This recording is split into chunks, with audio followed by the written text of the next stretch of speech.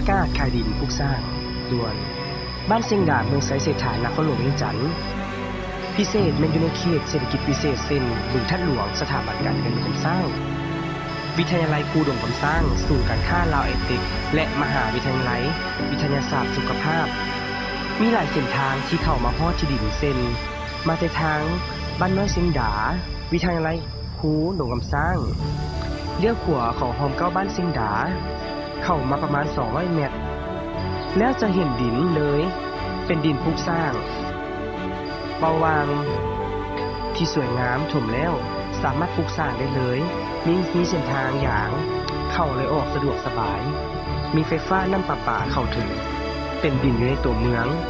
ราคาขายแมน 1,600 บาทต่อตารางเมตรพิเศษสามารถแทกออกตามเงินได้และพร้อมโอนใบดินขอบท้องสามารถผ่อนยาวถึง6 ปีราคาสามารถต่อรองกันได้